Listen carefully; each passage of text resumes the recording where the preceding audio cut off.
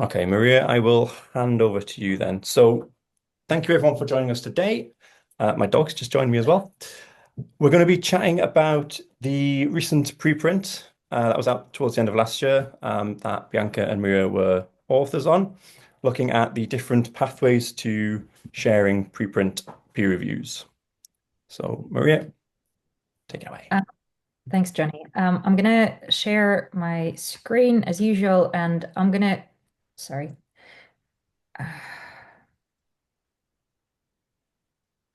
I'm gonna start with presenter mode, not to forget the important technical bits. So please do let me know if you can see the slides okay. Does that work for everybody? All right, brilliant. Today, it's going to be me and Bianca, and I'm going to hand over to Bianca at the end of the talk. But I'll start by introducing the project. I am presenting findings from a report by an ASAPbio working group. And the group gathered together after a workshop back in 2023 with a goal to map the landscape, if you wish, of all the different processes that are involved in creating and sharing metadata, specifically for preprint reviews.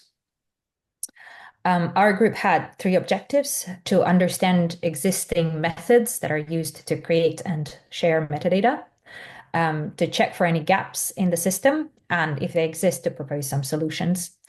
As Johnny has mentioned, we have posted a preprint that summarizes our findings, and I'll explain them in more detail on the call today. But we're also open to feedback. If you have any, please do let us know. Before we jump in, I just wanted to define what I mean by preprint review metadata. As you will probably know, metadata is all kinds of information about the review record. And some of it is pretty similar to metadata for preprints, things like, reviewer names, affiliations, review date, and so on. But importantly, it will include a link to the preprint itself that is being reviewed, and that kind of relationship is something that Bianca is going to talk about later on. There may also be some other special elements, for example, review outcome or score that is assigned by the reviewer. To highlight why we think this work was necessary, I just wanted to high level that Polka has created, and it shows different players of the report writing. We counted 23 somewhat different the number of the initiatives keeps growing, and the number of ways in which they share their reviews also keeps on getting more complicated. So we really just wanted to simplify this and provide some sort of guidance for the next review group that may wish to start doing this on what's available to them and how they can set this up. I also wanted to explain why it's important to share metadata. Human readers usually can find all of the relevant information about a review when they read it on the review page, but it's not always so easy for machines. And on this slide is an example from Europe PMC, the organization that I work for. Europe PMC is a database of life science publications and preprints, and we want to tell our users that a preprint on our page has been reviewed. But until recently, all we could show them was a link and the name of the group. Once we can get our hands on more complete metadata that is available in a structured and automated way, we can do all sorts of fancy things. We can display a timeline, we can indicate the type, for example, author response. We can show reviewer names, conflict of interest, and so on. So having access to such rich metadata can enable the whole community to create all kinds of new research tools. It can help improve discovery of reviews, and it can support a research into preprint review practices. So it is really important. How does it work? So as we started our analysis, we first focused on creating some sort of a general overview, and I'll talk you through it step by step. We start with the process of preprint creation by the preprint server, which is shown here in green.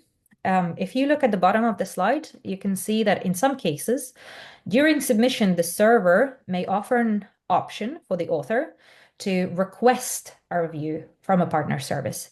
One example of this is the bioRxiv to community or B2C process. And in this case, if the author, ticks a box to request feedback, the preprint server sends out a notification to the review group, which here is shown in blue using some sort of a communication protocol. Similarly, once the review is published, the review platform may use a communication protocol to notify the preprint server. Now, looking at the top part of the slide, many review groups will access the preprint directly from the server. So they will go to the server, view the page, or download the PDF. But in some cases, there will be an integration between the preprint server and the review platform, which enables a programmatic route to transfer the preprint file. And it's supported by various data exchange frameworks.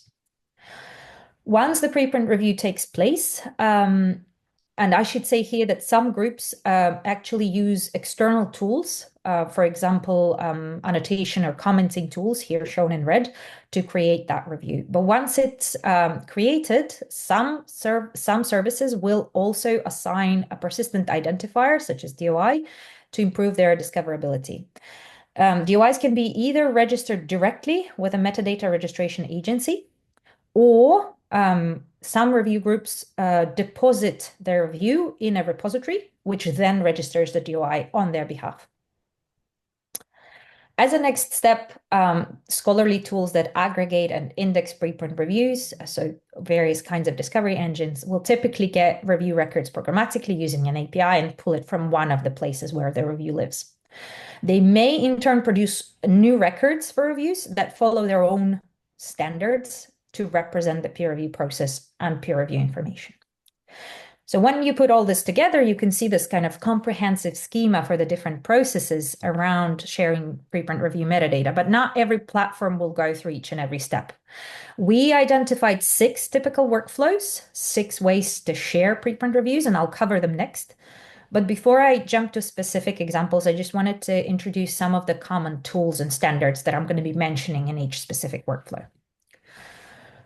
First, I'll cover metadata schemas and standards. They describe a set of rules, or so to say, a common language to represent review information in a structured and machine-readable way.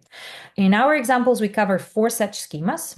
Crossref and DataCite are 2 metadata registration agencies. They register DOIs for research outputs. This may be preprints, reviews, or data.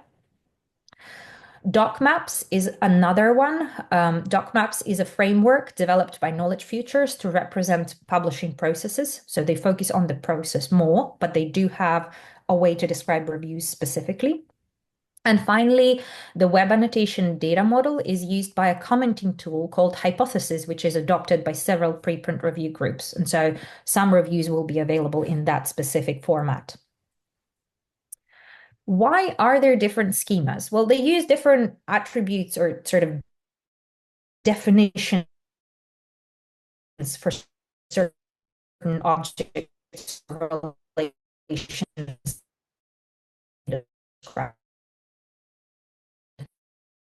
They may also share some concepts, and so some schemas will outcome the conflict show 3 different examples, for 3 different. All right, back on track. The other sort of technical attribute that I want to talk about is referring to communication protocols, and they basically define rules around sharing information. In this case, we look at Core Notify, which is an open protocol that allows different systems to send notifications for status changes. And this is typically done for research objects.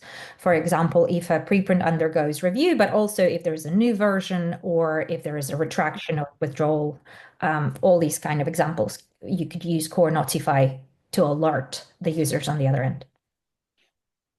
And finally, I referred to data exchange frameworks. They're used to transfer some sort of data or files between systems. So some preprint servers and PRC or Publish-Review-Curate platforms use an open protocol called Mecha.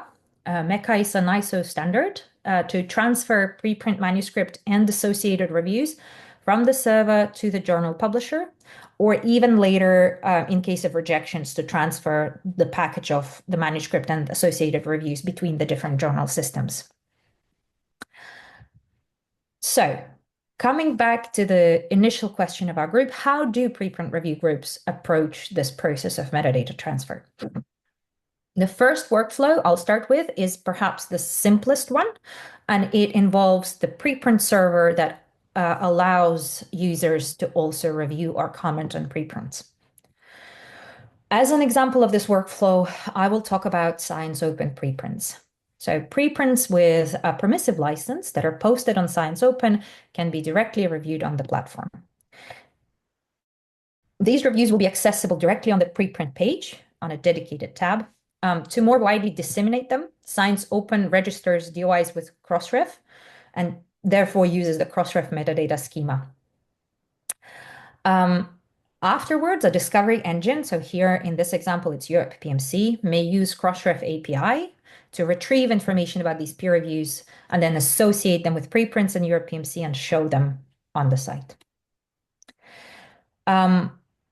As a group, we reached out to the review group, well, in this case, ScienceOpen, to ask what benefits and challenges this approach presents. So this is based on what they've told us. And basically, we know that when the server is also the review entity, so to say, or a review platform where the reviews live, it's really easy to associate the preprint and the review itself. They're connected by design, they're always in the same place, and any reader that comes to the preprint page will automatically see the review.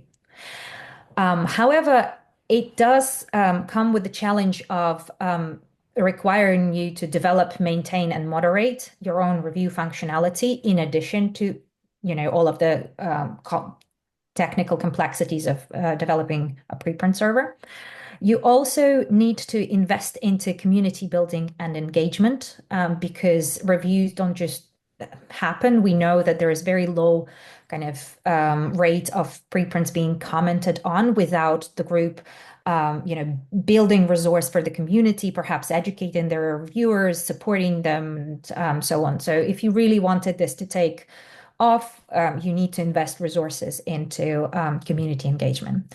And finally, in terms of discovery on your website, reviews are there, seen by everybody who comes to read the preprint, but to ensure wider discoverability, you need to figure out some sort of programmatic access option and provide the metadata in a structured format to ensure that other discovery services can pick this up.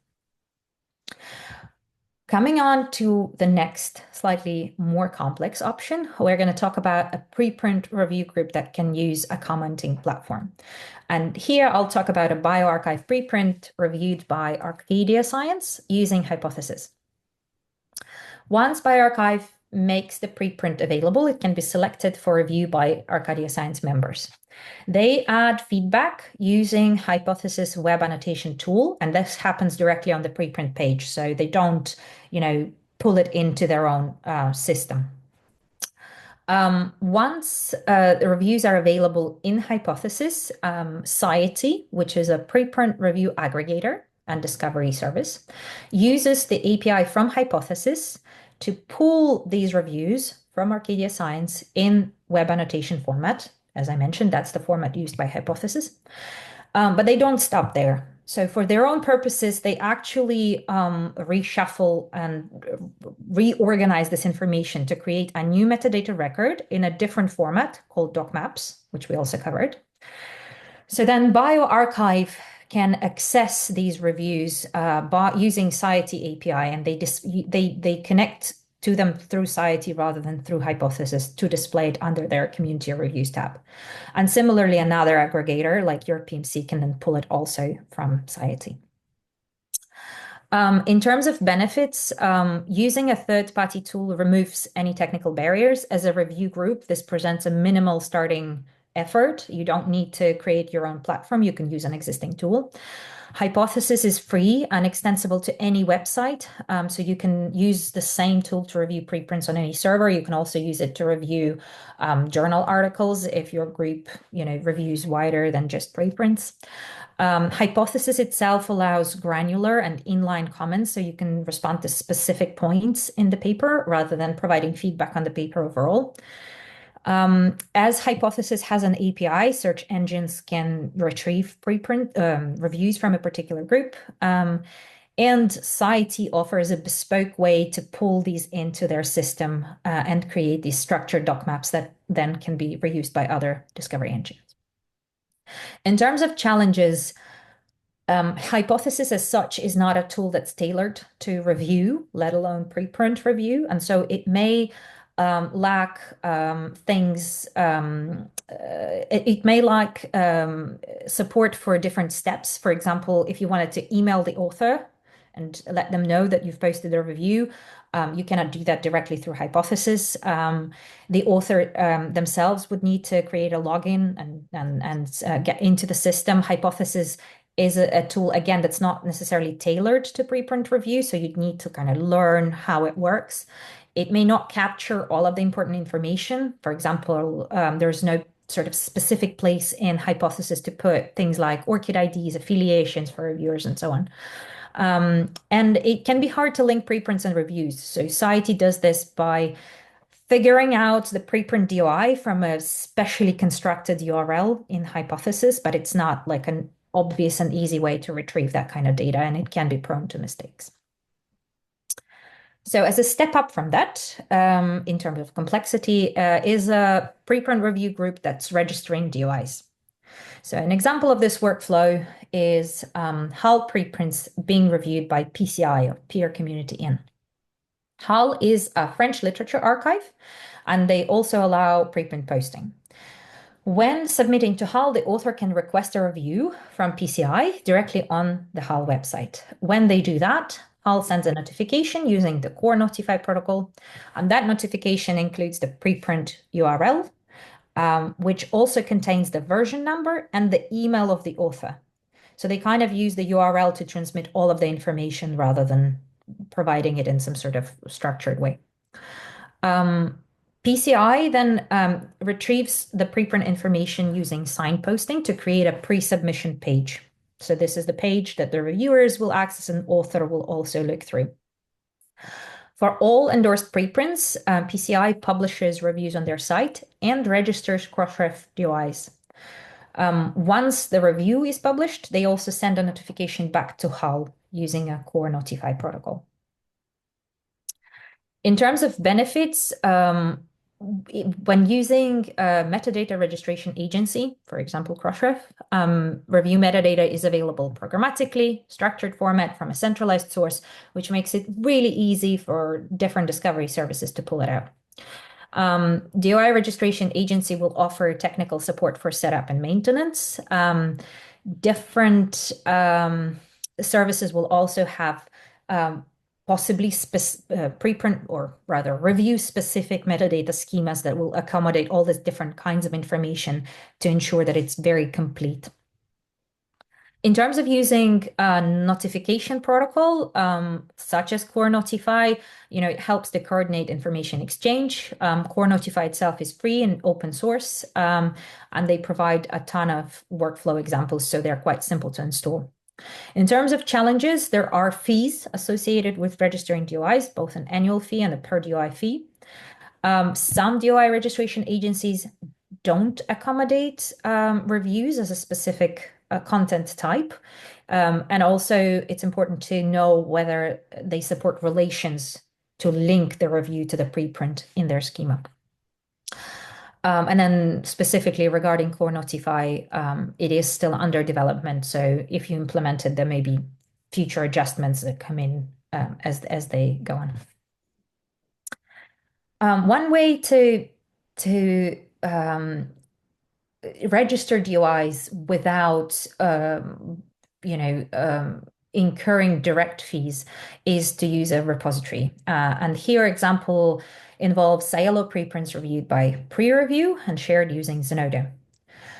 So as an author on Sciello preprint server, you may request review, which again sends already familiar to us Core Notify message to pre-review. Sciello registers their preprints with Crossref. So to pull preprint information and create a page for reviewers, pre-review uses Crossref API, and once a review is published, pre-review then deposits it in a general purpose repository called Zenodo. Zenodo offers peer review as a resource type. So reviews from pre-review are kind of easy to identify in that sense. They also register DOIs with a different metadata registration agency called DataCite. And they make, as a result, this information is available through both Zenodo and DataCite APIs. And then it can be pulled in by aggregators such as Society. And Scielo, in this case, pulls review information from Society. They choose to use that as a source for reviews. Again, there are certain benefits and challenges. In terms of benefits, especially for small nonprofit organizations. So here we have the example of pre-review. This workflow outsources any development, implementation, and maintenance to a larger, widely used service. And you know that that service will adhere to sort of community appropriate standards and schemas. And so you know that you get the benefits of registering DOIs for your content without incurring the cost directly. In depositing reviews in a repository can also, as I mentioned, it gives you all of these benefits, but as a challenge, of course, I mean, the cost is still there. The repository will need to kind of incur that, and you need to think about things like sustainability. Will this repository be around for long? Is it well established? Is it well used? You depend on another organization to host and share reviews in the first place, and that means that you have fewer points of influence. It's important when selecting that repository to check whether they support, again, this relation linking, in which case Zenodo does. But if you pick a different one, that's something to think about.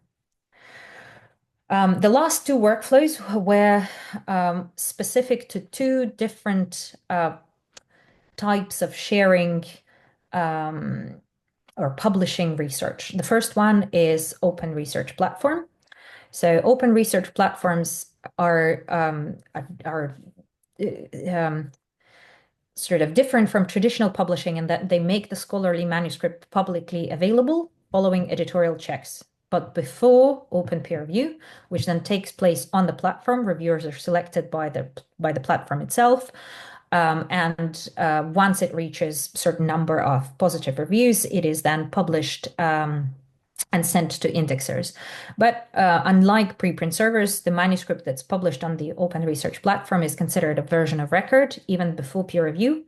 So authors cannot just resubmit it to another journal, regardless of whether their review is positive or negative, or accept or reject, whichever way you refer to it. So in this example, we look at F1000 research. They register reviews with DataCite.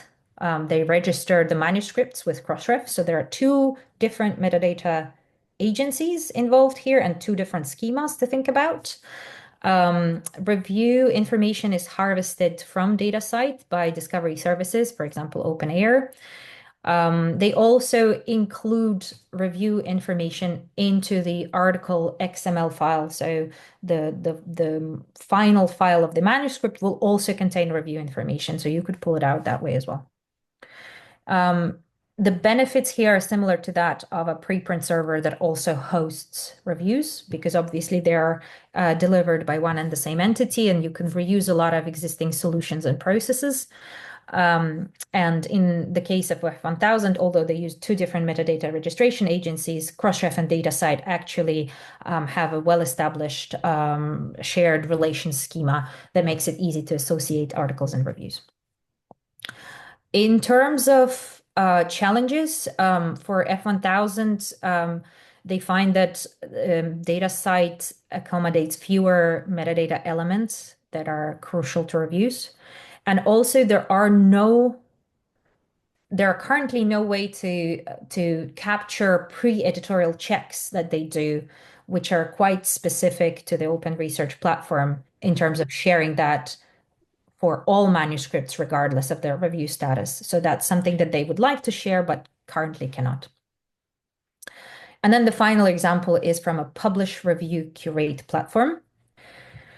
So Publish-Review-Curate is a model that breaks the publishing process into 3 stages, making article public in the publish stage, reviewing and providing feedback on the article in the review stage, and then compiling it into a collection or adding a summary judgment such as reject or approve in the curate stage. And different stages may be executed by different services. So as an example of this final workflow, I talk about a meta-archive preprint that is reviewed and published by eLife. Once meta-archive makes the manuscript available, if it's selected for review by eLife, they pull the manuscript and the metadata record through the B2J process using the Mecha framework that I mentioned earlier. They use an open source manuscript management system called Kotahi, which follows hypothesis annotation format. So the reviews that are created in it will be in the web annotation data model, will follow that specific model. They're also registered with Crossref, and so they follow the Crossref metadata schema. Preprint review is then retrieved by Society by Crossref API and shared back with eLife. There are certain benefits. The model is sort of similar to traditional publishing systems, and so there are a lot of shared processes. In terms of challenges, it is a complex one. There are a lot of working elements to it, and I mean, this is feedback we've had from eLife. There are opportunities to simplify it and make it a bit more straightforward. Based on the 6 workflows, we've had some recommendations. Basically, insofar as the report of the working group, what we wanted to produce was some way for a new preprint review group that comes into the space to pick one of the existing options based on the criteria that they have and try not to invent another one if possible. And basically, the 4 important elements to consider are the technical needs. Do you have technical expertise in your group? Can you develop a solution, or do you need to use an existing one? Cost. Do you have costs available to register DOIs for preprints? Maintenance and sustainability. What is the level of involvement in terms of how you can maintain these records? Or do you need to outsource that? And finally, discoverability and linking between preprints and reviews. How important is it to you to ensure that your reviews are discoverable through a multitude of services? And how easy will it be for users to understand which preprint your review refers to? With that, I wrap up my side of things and hand over to Bianca to talk about linking preprint and review metadata. Yeah, thanks very much, Maria. And Maria kindly agreed to forward the slides for me. So building on all this work that was done in the working group, identifying different workflows, different ways, different workflows for preprint review metadata, we then decided to also do a bit more quantitative approach to look at how much of this is actually used in practice. So if you can go to the next slide. Thank you. So we saw that there are indeed different approaches to registering preprint and review metadata, and to examine the extent of existence of actual preprint review links in the metadata. We did exploratory analysis looking at preprints and reviews that use either Crossref or DataCite DOIs, so that have their metadata deposited in either Crossref or DataCite. And that approach has both benefits and challenges. So if you can go to the next slide. The benefits is that it allows a large-scale analysis of preprint review metadata by taking the whole corpus of Crossref DOI metadata and the public data file from DataCite from last year. So we looked at one specific year, 2023, and then looked at all of Crossref and all of DataCite. Doing that offers empirical insight into the current landscape, And it also highlights the usability or the utility of the DOI registration workflows, because it makes the metadata available in those DOI data files, so it makes those metadata available for this type of analysis. But of course, there's also challenges. And the obvious one is that this is limited to platforms using Crossref and DataCite DOIs. So we saw Maria illustrated a lot of different workflows. Not all of them include Crossref or DataCite. And in this analysis, all those other platforms that don't use Crossref or DataCite are being left out. And that means that we're not looking at the preprint review landscape in full. It leaves out core notifier, doc maps, some others. So perhaps we can discuss at the end to what extent what the implications of that are. But to go into a little bit into detail about what we did. So we looked at really just two small parts of all those workflow diagrams. We looked at the preprint metadata record in Crossref or DataCite, and we looked at the review metadata record. And in those metadata records, there are elements that you can use to pull out those specific links between the preprint and the review. Are those links present in the metadata? So next one. So this is a bit technical, but just to illustrate how we approach that. First of all, when you look at the metadata record of the preprints. In Crossref, preprints can be identified by a specific type, publication type, posted content with a subtype preprint. So that's how you can pull out the preprints. And of course, there's an asterisk there because not all preprint platforms use that type. SSRN for a long time used journal article for all their publications. They're now transitioning to also using specifically preprint. F1000 as an open research platform, they use a journal article for all their content that starts out as a preprint and then goes on to be more like a different peer-reviewed version. They call all of that, they label all of that journal article. That complicates pulling out preprints. On the right side, for DataCite, it's a similar story. They have two types of variables to indicate the publication type. And I actually made a mistake no, actually I didn't. They have the resource type general preprint, which is very useful to pull out preprints, but there are also still preprint servers that use the type general text and then give a free text description of the resource type, which can be preprint, working paper, or anything that a platform decides to put in that field. Again, that makes pulling preprints out more difficult. Both of them have a relation type in which they can indicate that the preprint has a review. And in Crossref, that includes the ID of that review and also the ID type. And in Crossref, that can be a DOI, it can also be a handle or a PMID or a URI. In most cases, it is a DOI, but Crossref accommodates also linking to reviews with another identifier type. And there's a similar relation type in DataCite. So that's on the preprint side. If you then look at in the metadata of the preprint review, then it's similar.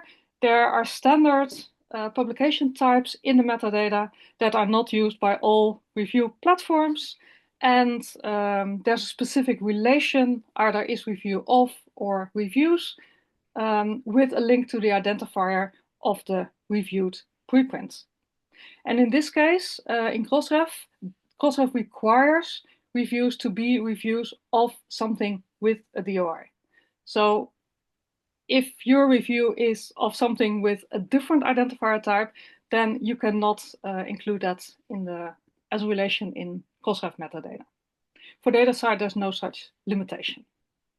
So these data in the metadata we use to pull out the reviews and of preprints and see if there's a link between the preprint and the review, whether they point to each other saying, okay, this preprint is reviewed by this review, and this review is a review of that preprint. If you go to the next one. One thing to be aware of that those links are not always reciprocal, which of course would be ideal. But as we also saw in what Maria said, if the preprint is on one platform and the review is on a different platform, then it really depends on the entities responsible for the preprint and the review, whether they include those links in the metadata. And that's not necessarily the case that it's done on both sides. It's often easier when both the preprint platform and the review platforms are managed by the same provider or are really integrated on one platform. And there's also sampling effects. We looked at only preprints and reviews from 2023. And of course, not all reviewed preprints from 2023 had a review in the same year. And not all the reviews from 2023 actually reviewed a preprint from that year. So that's another reason why the links are not always reciprocal. So a lot of methodology, but let's have a look at the results. When we look at those links, this is looking at reviewed preprints. So it started out with a preprint that in the preprint metadata had a link to the review, and then split those out by both preprint platform and review platform. And if you go at the next part of this slide, yeah. And on the right side is the preprint reviews. So starting out with a review of a preprint, and then also splitting that out by review platform and preprint platform. Now, there's a lot to look at, and they're very small, small font size, but there are a couple of things that become apparent from this. First of all, the largest groups of preprint review links are indeed from platforms that host both the preprint and the review. Like eLife in orange, but also on the top Copernicus and Chaos. And I should mention that we did not limit to life sciences in this analysis. We just looked at all preprint review links. So what I said before, it's often easier if it's the same platform that organizes both the preprint publication and the review to add links in the metadata of both outputs. You can also see that the numbers are different on the left side and the right side.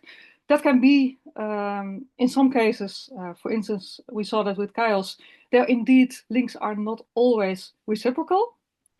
It can also be the publication year effect. So there are a couple of reasons why the numbers are not the same in the left and the right-hand picture. But in general, the picture that most links that we observe are between preprints and reviews on the same platform. So when you go further down in this figure, at the smaller numbers, the smaller players, you can see that, for instance, when you look at bioRxiv, majority of the links are by review commons. So bioRxiv preprints reviewed by review commons, and actually review commons almost exclusively seems to take from bioRxiv and a little bit from medRxiv. But bioRxiv itself, those preprints are reviewed by a number of different review services. And we know that, of course, but it's very nice to see that indeed bioRxiv metadata links to reviews from a number of different platforms. And some of those different platforms that review from multiple preprint servers that we see in this chart are ASAPbio Community in, PureRef, for instance, and also Rapid Reviews. So you can see that in these charts. So this is for Crossref. When we go to data sites, then first of all, there's no graph on the left side, and that's because the numbers of identified preprints with a review were very, very small in data sites, and almost all of them, and when I say almost all of them, it were a couple of tens, they all had, they were not, they didn't use DOIs. So the reviews were not, didn't have DOIs, so we didn't include them in this comparison. On the right side are the reviews themselves, reviews posted on data sites, and a large majority is the F1000 research reviews. And we know that preprints, journal articles on F1000 research, and all the F1000 research hosted platforms, including Open Research Europe, the articles themselves have Crossref DOIs, the reviews have DataCite DOIs. So that's a large majority of what you see here. And then there's a long tail of reviews on Zenodo of a number of different preprint platforms. And what's interesting here is that it was not possible in the metadata to see which review platform it was, because Zenodo is just the host of the reviews. But for instance, Pre-Review, they use Zenodo to host the reviews, but Pre-Review as a name of the publisher or the review platform is not included in the metadata. So that makes it hard to just say where these reviews are coming from. You really have to go follow those links then. So that's one area where there's definitely room for improvement in the metadata. So to summarize, some of the observations and the things to discuss from an analysis like that. First of all, to be able to discover preprint review links through metadata, it requires some level of technical implementation. Is a metadata registration platform indeed used for both preprints and reviews? And then, are the preprint review links actually included for both the preprint and the review? Because if the links are not in the metadata, you can also not retrieve them by looking at metadata. And then, what's included? Does the metadata registration platform actually enable links to multiple identifier types? And because that increases the catchment area, that increases the opportunity for those links to be discoverable through this way. And we saw that Crossref currently, reviews on Crossref are not possible to link to anything else than a DOI. And it really limits the discoverability of reviews of other preprints that may not use DOIs. So I would say that's a recommendation to Crossref to widen that. Then versioning is an issue. All the things you saw in the graphs before, they're links between any version of the preprint and any version of the review. You can of course deduplicate that. I didn't do it, but it points to an issue with versioning. Are reviews linked to a specific version of the preprint or to all versions? And in cases where preprint version have a separate DOI record for each version, that's easier. Often it's not. And that also makes this type of discovery harder, because ideally you want to know what version of the preprint is being reviewed. You want to be able to link a specific version of review to a specific version of a preprint. And that's currently not always possible.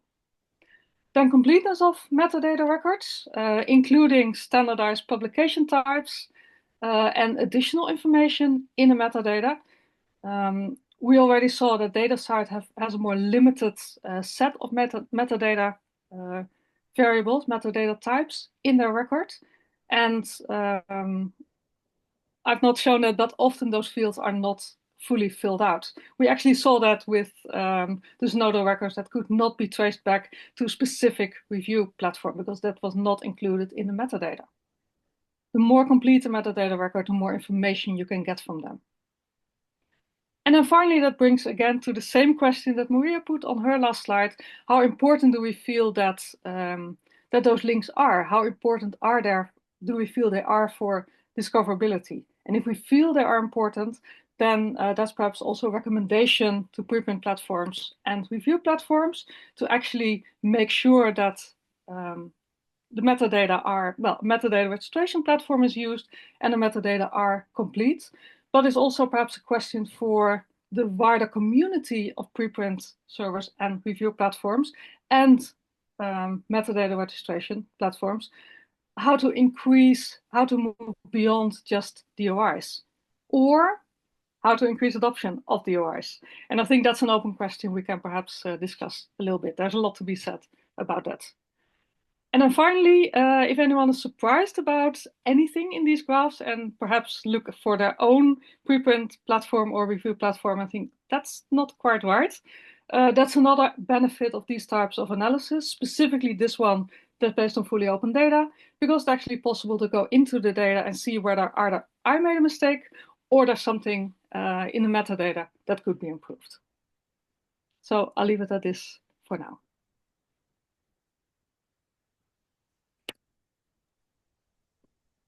Thank you both. There's a couple of comments in the chat, but does anybody have any questions?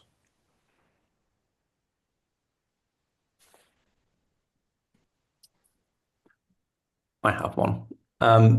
This is actually more of a broader question, but the incompleteness of metadata aside, there's a lot of really useful and helpful things in the metadata. Are there any efforts currently, whether it's at the preprint service or that either Maria or Bianca have come across, whereby those useful bits of metadata are being surfaced as trust signals or markers of helping a reader sort of looking at a preprint? Richard? Oh, that wasn't an answer. That was another question. No.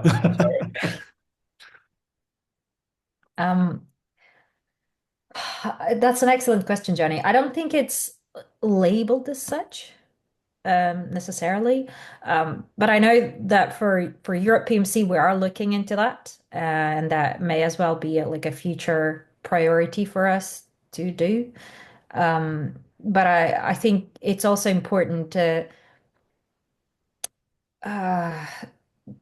think for us as a community, you know, what are these crucial indicators of trust? And I think the work of the second working group that came out of the same meeting, where you know the group looked at what sort of metadata was crucial and what could be omitted if resources were not available.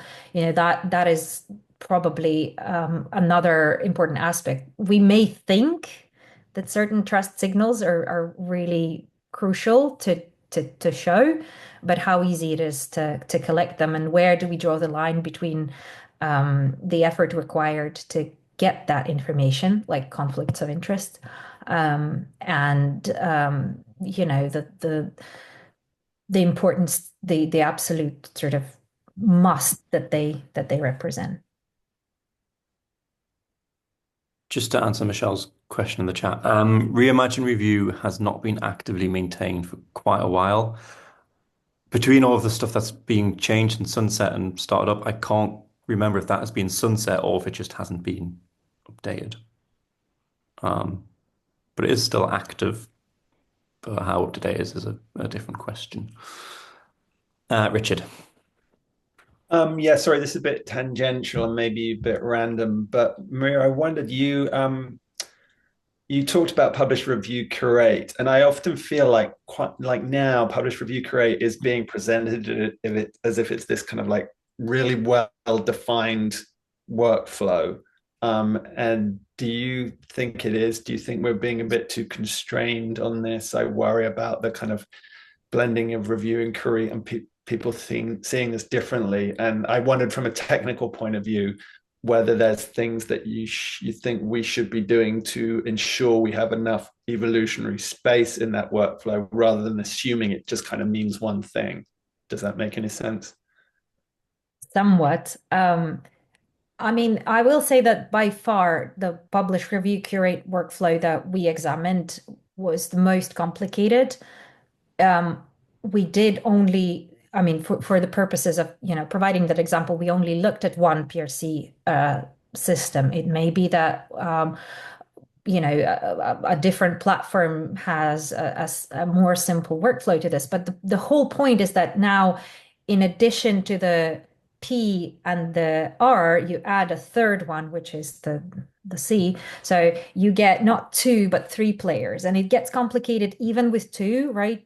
Whenever you start having the preprint server, then the review group, then possibly also an intermediate tool, a repository, an aggregator, you know, the more places you add to this, the more complex the machinery becomes. This is where standards are super important. And it's always a balance between ensuring that there is something that we can all agree on, and then allowing evolution of these new systems that may just not fit the established standard. So I don't have a good answer. I mean, the data community that I'm part of has been working at this for decades, and you know, we don't have a defined answer. But I think just having more of these checkpoints, like meetings that these work groups were a result of, where we can all get together as a community and say, here are some of the things we have. What doesn't work? Can we make them more flexible? Can somebody compromise and use existing solutions is maybe where we can go with that. But I think for Publish-Review-Curate, it's as new as it comes, and we will probably need to dial down the complexity later down the road when we kind of. I mean, I was just thinking that a lot of the time when you think of Publish-Review-Curate, it's people to talk about eLife, but it almost feels like what they're doing isn't Publish-Review-Curate in terms of the model you described, where you have 3 participants. So that's where I worry slightly that it might get mixed in the understanding and then ultimately kind of confused in the implementation. Well, I mean, I see Thomas raised the hand, and I mean, PCI is another example of our existing PRC. So I don't know, Thomas, if you want to respond to this or raise a new question, but I think that's another one to look at. Yeah, I was not going to ask anything or to make any comment on that. I just have another question, so I can wait. I can wait.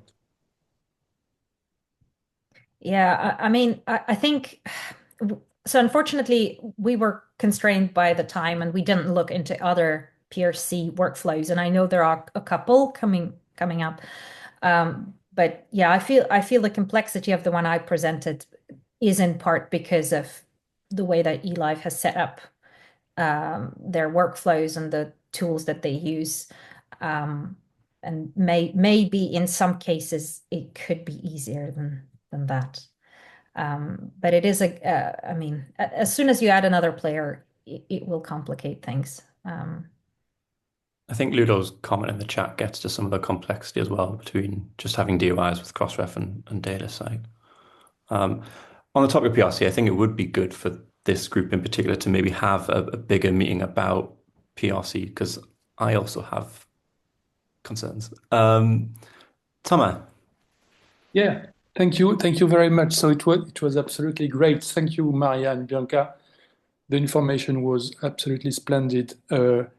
Maria, about the complexity of the different schema that you showed, the 6 schema, most of them were quite complex because there are indeed multiple actors in each of the schema.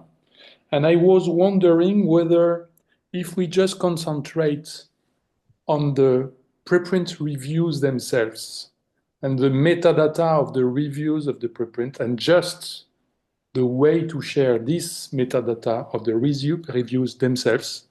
Yeah. And if we don't care about where to come from the reviews, where the authors at the origin of asking for reviews, from which kind of service, etc. So if we just look at the final point, which is how do we share and transmit the metadata of the reviews, don't you think that finally it's much more simpler and we may have maybe 2 or 3 ways to share metadata and no more?